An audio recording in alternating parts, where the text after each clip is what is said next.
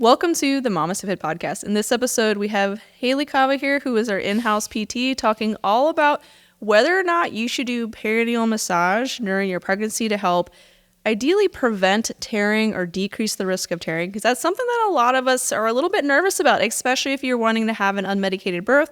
The idea of an unmedicated repair sounds pretty awful. You do get local anesthetic, but it still kind of sucks. So let's talk about whether or not you should do perineal massage or not. Welcome to the MamasteFit podcast. This is Gina, perinatal fitness trainer and birth doula. And I'm Roxanne, labor and delivery nurse and student midwife.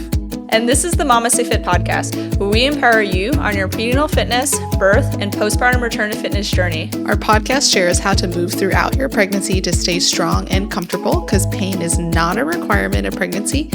Understand the science of birth and how to approach recovery after birth.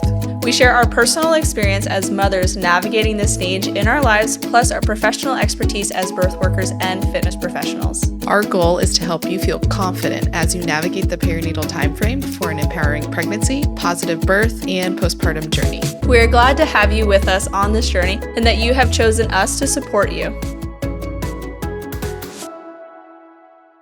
So again, Haley is our in-house PT here, and let's talk about it, Haley. Should someone do perineal massage at the end of their pregnancy? Will it just totally change all of their birth outcomes? What does the evidence say? The evidence, well, I guess evidence, no evidence, you can do whatever you want. Yeah. It's your vulva.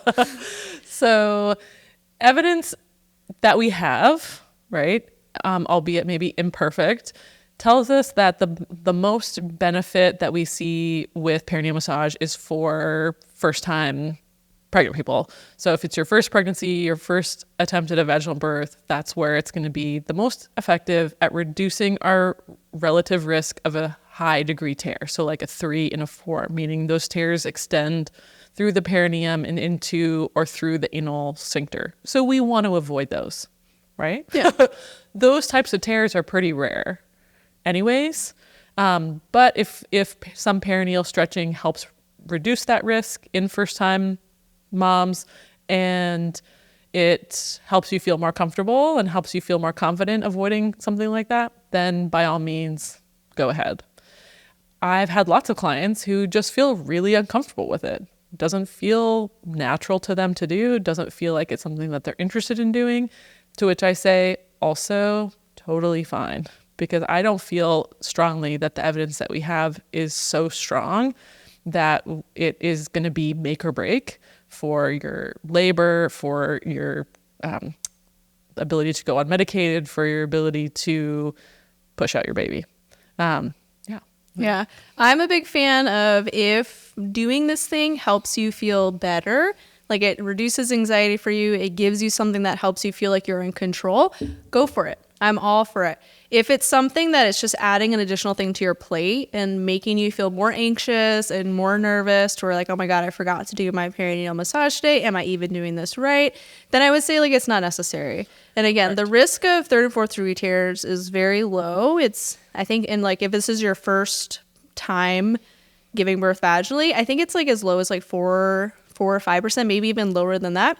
If you've had a third or fourth degree tear in a previous labor, your risk of tearing again, third or fourth degree tear, is a little bit higher than somebody who has not, just because it could be due to like scar integrity, but it's still very low. Right. And if you don't do perineal massage, it doesn't mean that you will have one of those types of tears.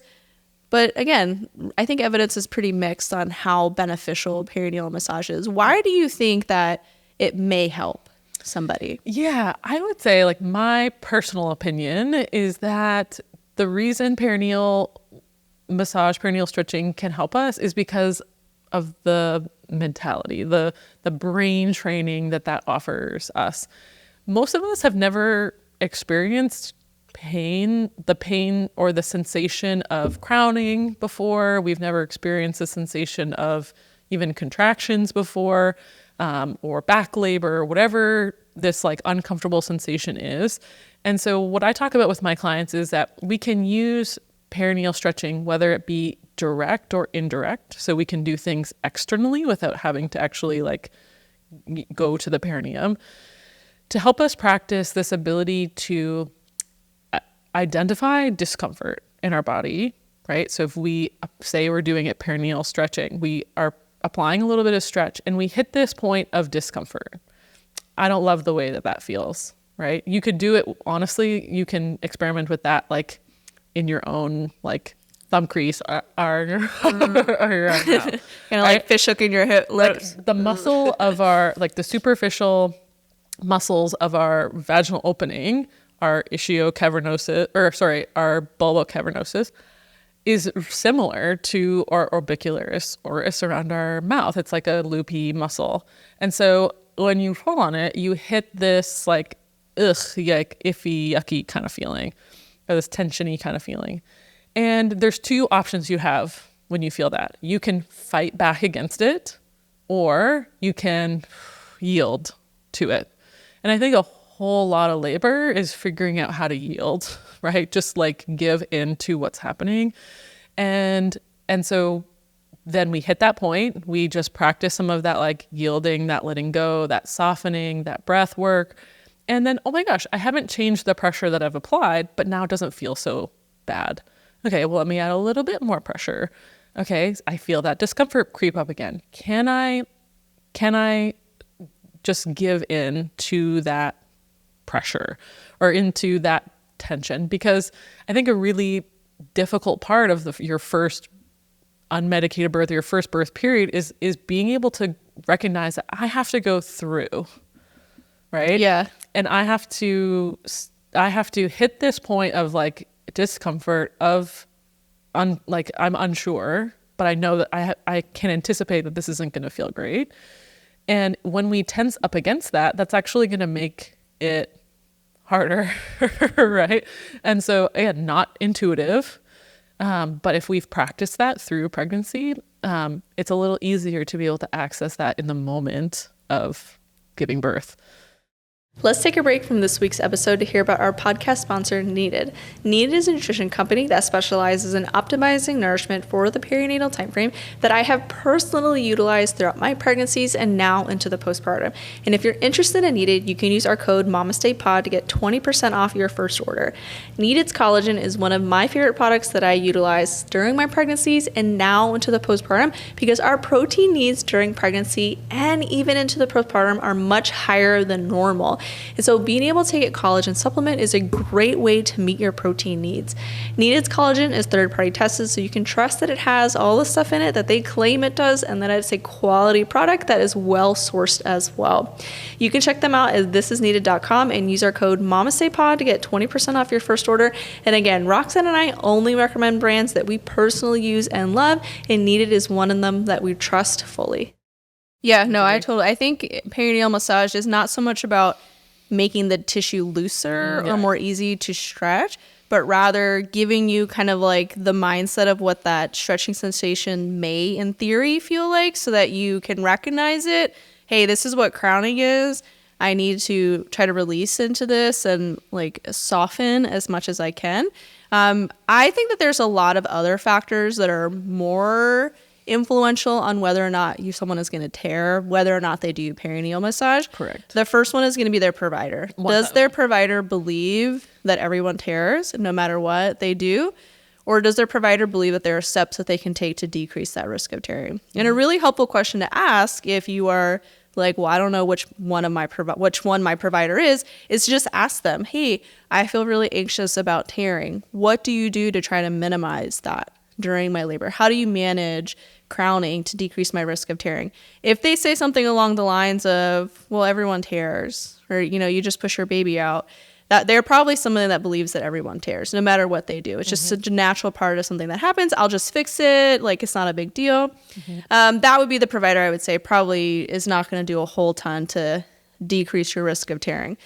If you have a provider that's like, oh, I'll use warm compresses, we can relax tension in your legs, I'll cue you to slow down, and they give you some steps that they take to decrease that risk of tearing, they're probably a provider that believes that not everybody has to tear. Yes, some people will, and it doesn't, sometimes there's nothing that you can do, babies get a say too. Right. Mm-hmm. If their elbow's in a weird spot, or their hand, or there could be other factors that can contribute towards tearing as well.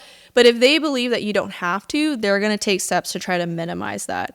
during the moment, which is kind of too late at this point, if your provider is telling you to push as hard as you can when your baby is crowning, they think that everyone tears. If they are cueing you to slow down, to like ease off, then they are somebody that is trying to help you not tear. So I find that the provider is the biggest factor in whether or not somebody's going to tear. Other things that you can do is to slow down when your baby is crying. So when you feel that stretching sensation of, again, like that sensation of stretching in your mouth down there, try to slow down. And it might be a little bit sooner. Your body will just kind of intuitively be like, oh, that's a lot. Let me ease off. You can put your hand on your baby's head if you don't want to touch your baby's head, because some people are like, that's a lot of fluid. A mirror is like a really good tool that you can use, so you have that visual feedback of, wow, I see more of my baby than I did before.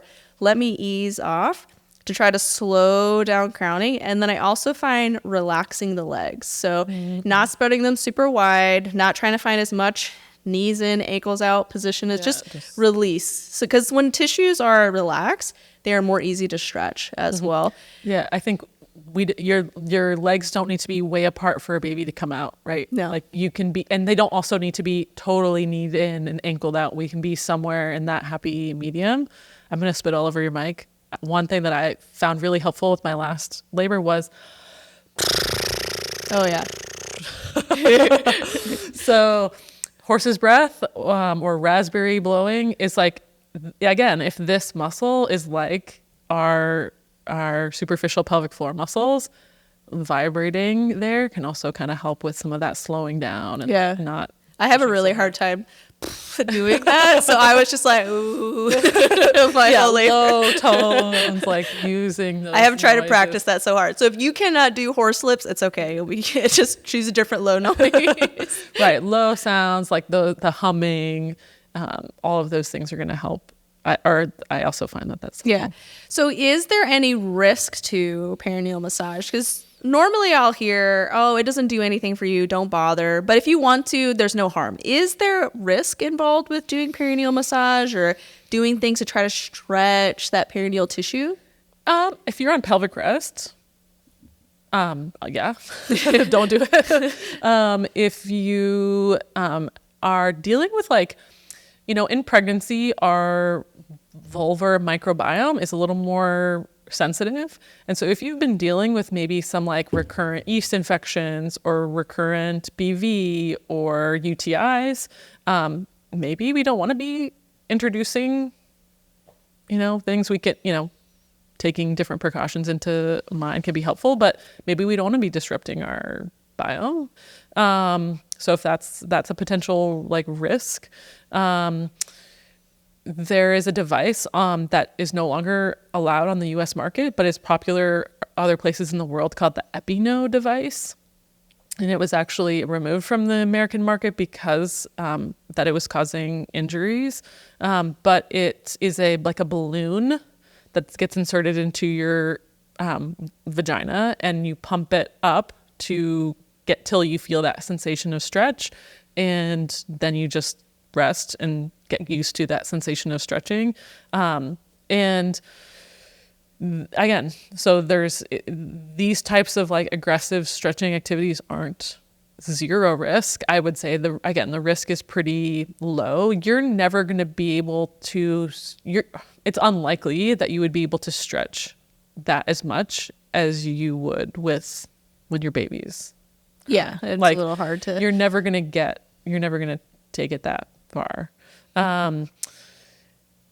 Yeah. And then I always like to remind people like tearing is physiologic.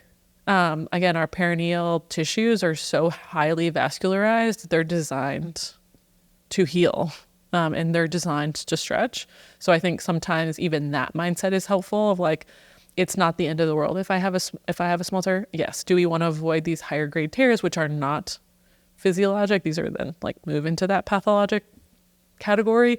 But yeah, like that, I think just reducing our stress around the fear of tearing is like also a good intervention. Yeah, absolutely. I think there's things that we can do to kind of minimize it. Again, we don't want the third and fourth degree tears as little as we possibly can, because those do require more healing and a more deliberate approach to recovery. But if we have a first or even a second degree tear, it's not the end of the world. And some of those could heal without getting stitches too. Like I think with my birth with Owen, I had like a really tiny tear. It was my second birth, so my second vaginal birth. And it was like a little bit of lidocaine and like one stitch and it was good to go. And then I think my most recent one with Zoe, I had like a really small tear, but it didn't require stitches. And it just healed kind of on its own. And so like we don't always need the repair depending on where it's at. If you do need a repair and you are unmedicated, there is a local anesthetic that they can give you. Some of the tissue may, like the lidocaine doesn't quite get to it, so it could still be a little sticky at certain points. But overall, like there's a lot that we can do if you do tear, but there are things that we can do to try to decrease that risk of tearing as well. Right. And I think it's important to remember if you do have a higher grade tear is that you didn't necessarily do anything wrong. Right. Again, there might have been factors at play that you had no control over. And sometimes for medical reasons, we need to get babies out quickly. And so sometimes that means you have to purple push. Sometimes that means you're maybe bearing down more than you would like, or whatever that may be, or you had an episiotomy or a forceps delivery or vacuum delivery, which maybe created a more significant tear for you. And again, that's not because you didn't do enough perineal stretching, right? Again, there are so many factors at play that can influence that. And so I think hopefully the message of like, you can do perineal stretching if you want, you can also not. And all of that is okay. One of my favorite like simulations is actually to just like squat or kneel on a foam roller, or you can sit and hook like a lacrosse ball under your pelvis, and you're going to get a similar uncomfortable sensation, right? So we can still practice that mental practice of like, I feel this uncomfortable thing and I can let go into it, whether that's, again, internal or external. And I think it will have a similar benefit. Absolutely. I would say between the two, because I didn't really do perineal massage with any, I think I did my first just because I felt like I was supposed to, but I don't think I quite got what I was supposed to do. What I found more helpful for me during my pregnancies was internal pelvic floor release with the pelvic wand. And I found that sensation of, okay, this is a trigger point that is a little bit more uncomfortable for me. I'm just going to breathe and try to melt into it sensation was so much more helpful. And if I had all of this tension within my pelvic floor, it was probably going to make pushing even more painful too. Right. Correct. And I think that's where it's like addressing position, addressing your whole body, addressing your mechanics in pregnancy is going to make that process hopefully smoother. And so, or stacking the cards in our favor to make that process smoother. And so, yeah, if you want to add perineal stretching or pelvic floor muscle release into that process, I think that's cool. So in summary, Haley, if somebody's like, give me a list of 10 things I need to do, that list is too long. Like, what would your like top 2 or 3 things be for somebody who's like, I want to decrease my risk of tearing. I feel overwhelmed by all of the options that I should be doing. What can I do, like 1 or 2 things to help me, one, feel less anxious about it, but to give me something to do? What would like your top few things be? Top few things. I would say even if you don't feel comfortable doing perineal massage on yourself, get to know your vulva. So like grab a mirror, lock the door if you want, so like or not, whatever. And just like look at what your vulva looks like. Because I think one of the most distressing things that we build up in our minds throughout pregnancy is how labor and birth is going to like wreck our vagina or wreck our vulva, right? It's like not going to look the same. It's not going to be appealing to my spouse anymore. And then we have this birth. We've never really like examined it before. We give birth, we maybe have a tear, we maybe have a couple stitches, and then we look at it postpartum and we're like, we have no point of reference. Yeah. And we're like, what is this? Like, what is going on? This is terrible. This is all wrong. Like, what is going on? And as someone who looks at a lot of vulvas for my job, I can tell you that like that early healing is actually pretty amazing. And most people's vulvas don't look that different. And so if you have no frame of reference, that can be really, really scary. So look at your vulva, one. Sometimes in pregnancy it can be a little scary if you have like varicosities, but we won't talk about that. And then 2 is do what makes you feel comfortable and makes you feel your nervous system feels safe. And a safe nervous system is going to be far and away more effective for reducing your risk of tearing than any of the stretching you're going to do. So if you do perineal stretching and every single time you do it, it hurts and you don't like it and you want to get away from it and makes you unsure, makes you sweaty, triggers you, that's not the feeling we want to have when you're giving birth. We want to load that room with people that make you feel comfortable and make you feel safe and allow your pelvic floor to be soft and relaxed for your baby to come out.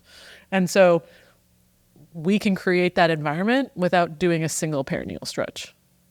Absolutely. No. Right. So those would be my two tips. I remember after my first, I like had a mirror and I was like looking down there and I was like, I don't know if this looks normal. Right. Because I had no reference. Right. And it was like really scary for me. And then I saw a pelvic PT and they're like, you're good. And I was like, oh, okay.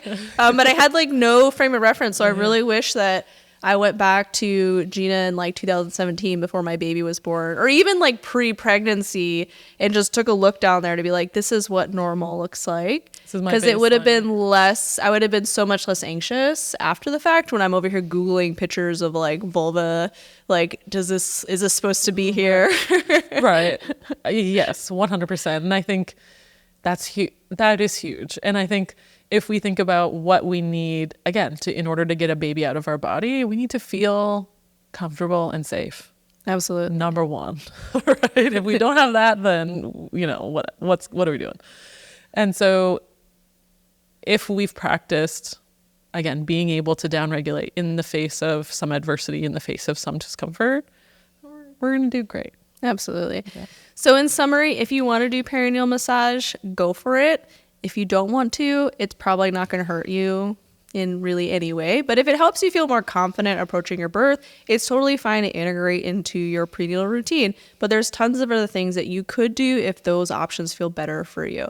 So if you want to learn more from us about how to support physiologic birth, support your labor process, how to help you during the end of your pregnancy, check out our online prenatal fitness programs and our online childbirth education course, where we include a ton of movements that you can do to help relax your pelvic floor, to improve mobility of your hips, which would ideally help your baby navigate through your pelvis a little bit more easily.